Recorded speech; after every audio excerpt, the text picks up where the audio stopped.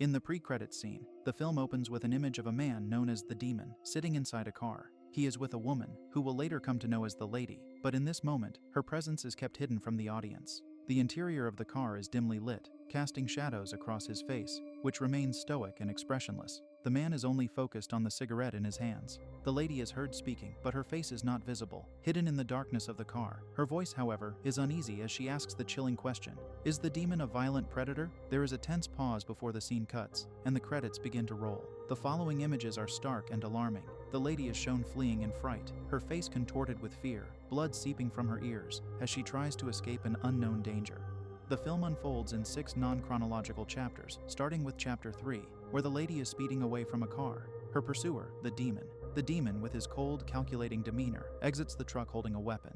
His intentions are clear. He aims to shoot at her car. Without hesitation, he fires directly at the rear windshield, and the glass shatters into countless pieces. The force of the shot causes the Lady's car to lose control, tumbling over. Miraculously, the car doesn't completely crash, and the Lady survives the impact. On seeing the woman, the demon gets back into his truck and drives towards the Lady at full speed. He plans to run her over. Just in time, she leaps off the road, narrowly avoiding being run over. The truck speeds past her, but she knows she isn't safe yet. Without wasting any time, the Lady runs deep into the nearby forest and goes into hiding behind a tree. The pain from her injuries is almost unbearable, but she endures. Still in hiding, the woman finds a bottle of alcohol which she uses to treat her wounds. She pours the liquid over the open cuts, gritting her teeth to stifle a scream as the alcohol burns. The woman tries to calm herself, knowing that even the smallest sound could give her location away. Once she feels it's safe to move, the Lady limps her way out of the forest, her body weakened, but she remains determined. She makes her way to a small, seemingly secluded apartment, where she comes across an elderly couple. She approaches them, full of desperation, and nearly falling to her knees as she pleads for their help. The couple is startled by her appearance, gory, bruised, and clearly in distress. The scene cuts and we move on to Chapter 5, where we see the demon in an apartment searching for the Lady. Holding his weapon tightly, he searches every part of the house for his prey. He fires at anywhere he believes she might be hiding, but his efforts seem to be in vain. There's no sign of her. Frustration begins to mount as he searches. As the man exits the apartment, in one of the rooms we see an elderly man lying lifeless on the floor in a pool of blood. It is a terrible sight. Demon pays no attention to the body and steps outside for a moment to smoke. After finishing his cigarette, he heads back inside to search for the woman, his patience wearing thin with each passing second. Unbeknownst to him, the Lady has been hiding in the most unexpected of places, inside the refrigerator. She is cramped and terrified, trying to remain as quiet as possible, but her hiding spot is eventually discovered. The demon approaches the fridge, opens it, and reaches for her. So far, the movie's puzzle remains unclear, but as we progress, the pieces would slowly come into place. The scene then cuts to Chapter 1, which takes us back in time, to the moment the demon and the Lady first arrived at the Blue Angel Motel. The demon was ready to check in, but the Lady proposed they stay in the car for a while, wanting to savor the moment and prolong anticipation.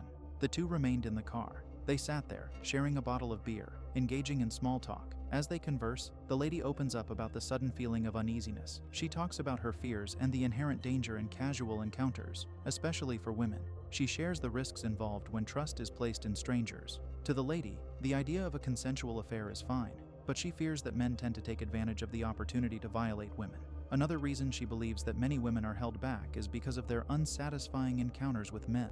However, losing their lives is a worse fate than having an underwhelming experience, so the Lady claims. Well, one can't agree any less. Demon listens, not quite sure how to respond, but he tries to reassure her with a few words. Lady tells him he doesn't look violent or psychotic. However, one can't really tell these days. She's direct with the demon, asking if he is a predator, a man who seeks to harm women like so many others. He denies it, but she presses him for a more thoughtful response, asking him to really consider his answer. His reassurances and tender words carry a sense of calm. Lady is instantly delighted by his response. His tone is reassuring, and she appears to be put at ease with his words. She tells him that they can now proceed to check in at the motel. In the next scene, we see Lady tied up to a bed, with Demon on top of her, choking her intensely. His arms are tightly wrapped around her neck, but with each passing second, she asks him to increase the intensity. They appear to be role-playing, but from Demon's body language, he is becoming impatient and would like to just abandon the charade. Eventually, she asks him to let her go, and he does. She appears to be unsatisfied with the outcome. Demon says the whole thing was her idea and he has done all that she had instructed. They argue back and forth for a while. All of a sudden, Demon leans in for a kiss, and just as the scene intensifies, Lady becomes uncomfortable with how hasty he is. This is when things take a drastic turn. Demon grabs the handcuffs on the bed and proceeds to tie her up. Lady becomes worried and uneasiness settles in the pit of her stomach. Although it was her idea in the first place, it was only appropriate when it was on her terms.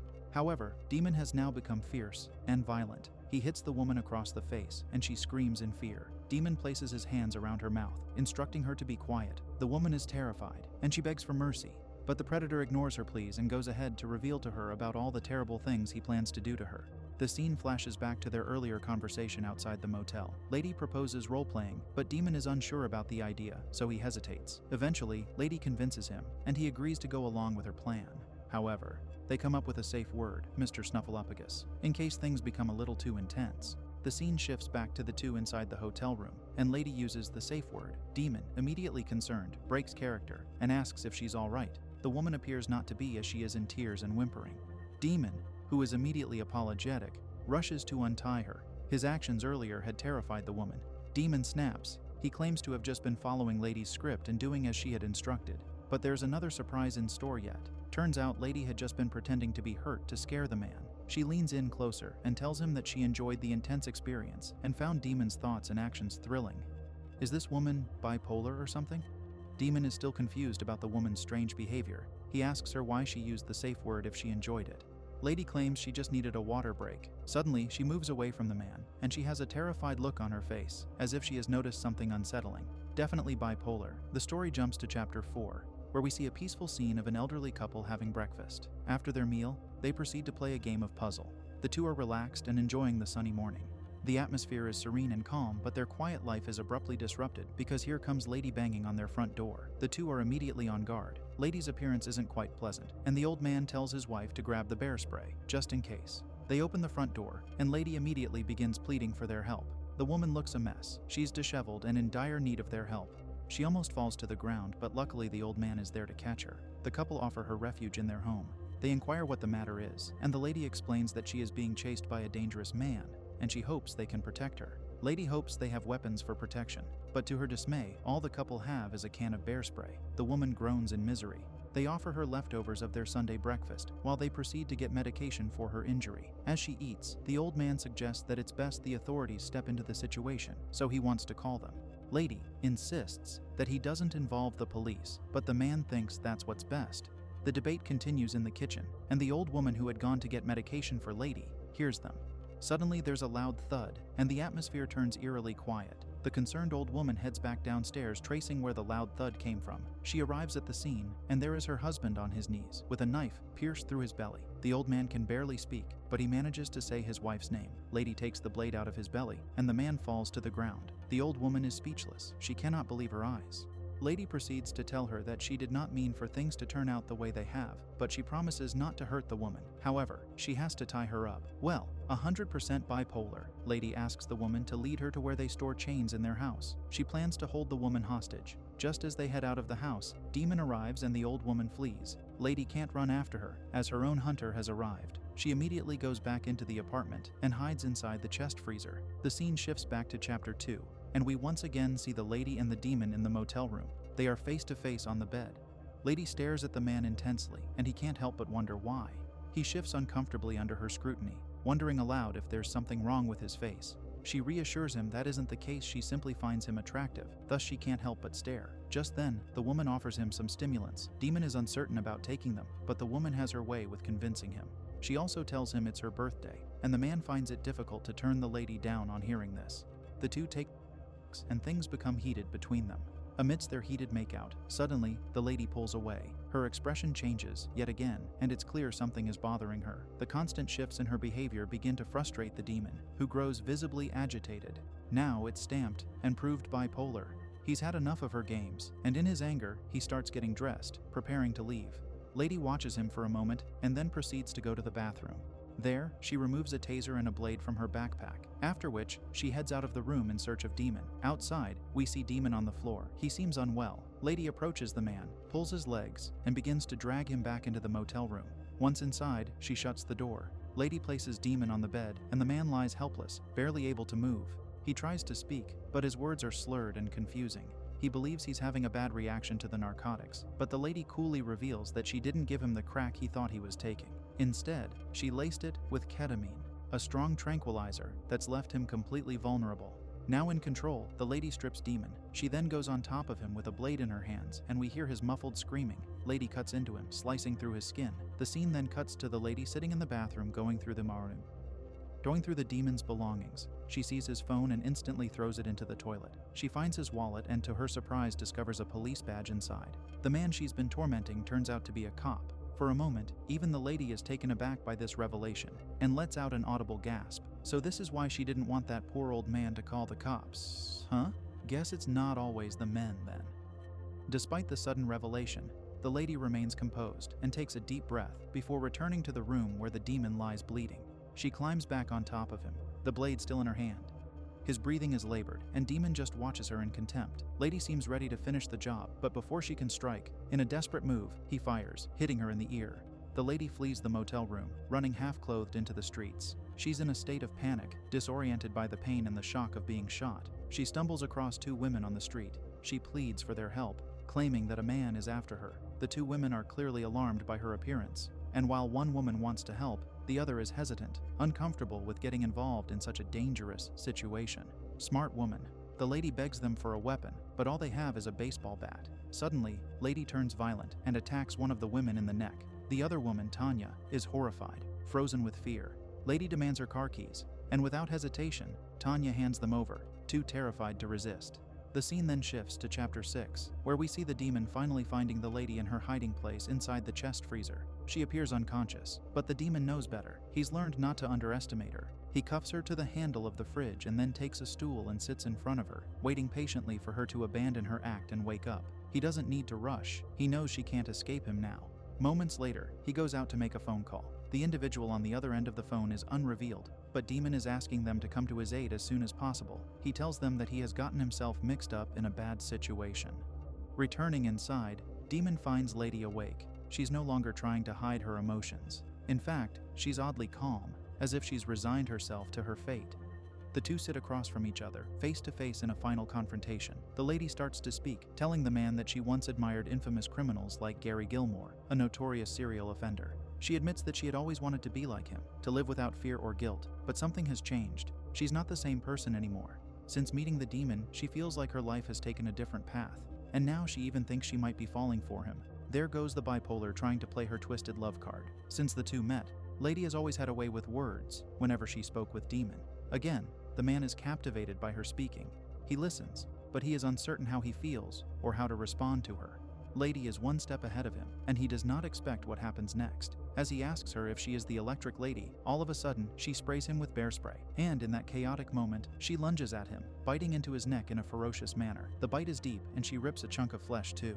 Blood gushes out of the wound, and Demon collapses to the floor, bleeding out. With Demon lying lifeless on the floor, blood continues to pool around him. Lady knows she doesn't have much time. She's still cuffed to the refrigerator, and despite her injury and exhaustion, she pulls Demon's body closer to her. She takes out the man's weapon and hides it in her shirt. Right that moment, she hears a sound from outside. A vehicle is approaching. The lady quickly sets the scene to make it appear as if she's the victim of assault. She adjusts her body to look weak and defeated, and begins wailing as she hears the sound of people approaching. One thing about her is that she knows how to manipulate a situation to her advantage, a trait of psychopaths. As the two police officers approach, they are cautious, unsure of what they're walking into. One of the officers, sympathetic to the lady's condition, rushes to her aid. She's crying, trembling, playing the part of the innocent victim. Her story is simple. She was attacked by a violent man who held her captive. She barely escaped with her life. The other officer, however, is more skeptical and cautious. He takes in the scene, and something about it doesn't sit right with him. Before he can investigate further, the lady says that the man who attacked her was on something, and if they check his pockets, they'll find the evidence. Sure enough, when the officers search Demon's pockets, they find the evidence, which is just the leftover from the earlier exchange in the motel room. This discovery is enough to satisfy the skeptical officer for now. He still wants to wait for backup, but his colleague insists that the poor woman is in desperate need of their help. The other cop is moved by sympathy and believes the woman's story. She manages to convince her colleague, and the two officers take the lady with them, helping her into their vehicle. As they drive away, the car moves steadily with Lady seated at the back seat. Just along the ride, they come across an elderly woman waving them down and pleading for help desperately. It's the woman from earlier. Just as she turns her eyes, she sees Lady, much to her dismay. As soon as their eyes meet, there's a loud gunshot, and the elderly woman falls to the ground. The two officers seated in front are shocked and terrified. With the weapon pointed at the two, she orders the officers to hand over their guns. She introduces herself as the Electric Lady, a name that seems to carry weight. She informs the two police officers that surrendering is not an option for her, and they would only do as she instructs henceforth. The lady tells the second officer to run, letting her escape, while she keeps the other officer, Pete, behind to drive her away. The woman does as Lady instructs and runs out of the car. She runs into the forest and luckily, Lady lets her go unharmed. Lady is now alone in the vehicle with Pete. However, it isn't for long as the woman then shoots Pete. She comes out of the car and begins to head towards the other side of the road. A car approaches in the distance, and she waves at it, pleading for help from the driver. The driver of the car rushes out after seeing Lady, concerned by the sight of her disheveled and injured appearance. She helps Lady stand on her feet and quickly ushers her into her vehicle. As they drive, the lady sits silently. The driver is only focused on driving and taking Lady to safety, unaware of the kind of person she is trying to help. Moments later, she finds out. Lady pulls out a gun, intending to shoot the driver and take the car for herself. But this time, things do not go according to plan. The driver reacts quickly, pulling out a gun of her own and taking out the lady before she can make her move. The driver is rattled but remains composed. She calls for help, explaining the situation to the authorities. She tells them that the lady had tried to attack her first, forcing her to act in self-defense. Lady, stunned by how the situation turned out, just stares at the woman driving in shock. In the final scene of the film, Lady bleeds out, while the vehicle continues moving steadily.